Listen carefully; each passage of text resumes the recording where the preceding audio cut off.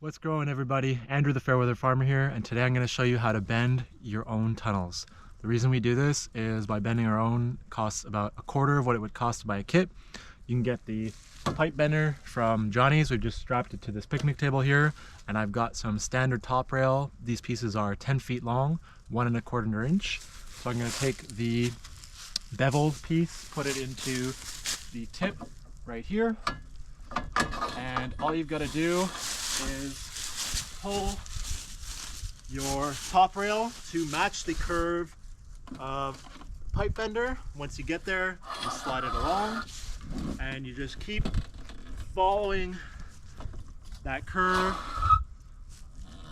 until you get to the end. When you find that you're not able to pull it on your own, you can take a cut piece. You use the bevel end to go into the bottom of your top rail, and that gives you an extension.